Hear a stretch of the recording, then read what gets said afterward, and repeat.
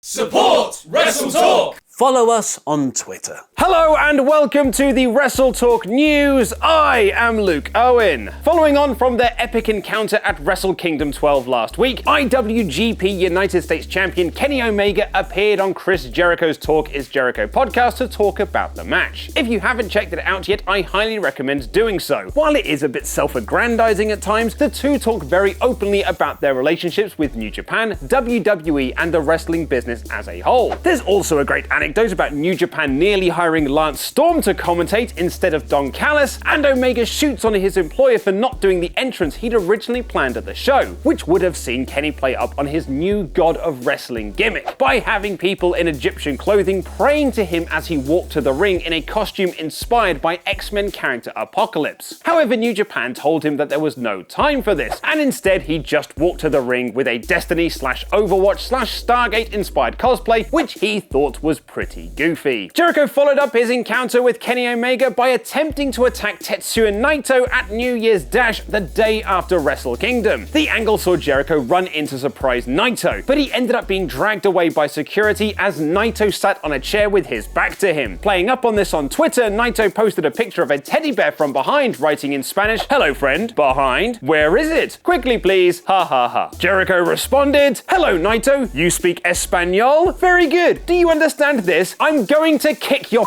ass. Now, Chris. Tranquilo, man." The rumors were that Jericho's Wrestle Kingdom match was a one and done. However, Jericho and Naito are set to clash at New Japan's Long Beach show in March, and a new rumor suggests he might stick around with the company after that. According to Justin Barrasso of Extra Mustard, Jericho chose to work with Omega and Naito as they're considered workhorses in the company, and he has set his sights on another big name while in New Japan. The only other opponent I have heard discussed down the line from those close to NJPW operations is a dream match against IWGP Heavyweight Champion Kazuchika Okada. Jericho has already been a big draw for New Japan, who saw a big increase in new subscribers leading into Wrestle Kingdom, and a main event against their champion could be another big marquee match for the company. The other half of that Wrestle Kingdom match wasn't just interviewed by Chris Jericho, as Kenny Omega also spoke with Bleacher Report about the fight. During that interview, a comment made by Roman Reigns on WWE Network show Straight to the Source was brought up. During an episode that aired in December, Reigns told host Corey Graves that he was the best performer in ring in the world right now, a comment which predictably caught the ire of wrestling fans around the world, especially as the comment was seemingly said to target one wrestler in particular, Kenny Omega. I don't know if Roman was put up to saying a comment like that from a social media team, or it was something he consciously thought of himself, but I thought it was pretty smart of him to say that, because it became instantaneously a topic that people were talking about, and just because it sounds so ridiculous. By no means do I actually think he believes in those words. There's no possible way. And Kenny Omega's 2016 match with Kushida will be discussed in the upcoming Wrestle Ramble Extra, with our Patreon backers voting for Wrestle Kingdom 10 as this month's show. $5 backers will get this 2-hour podcast review at the end of the month. It was a tight battle in the end, but Wrestle Kingdom 10 beat out Royal Rumble 2000, New Year's Revolution 2006,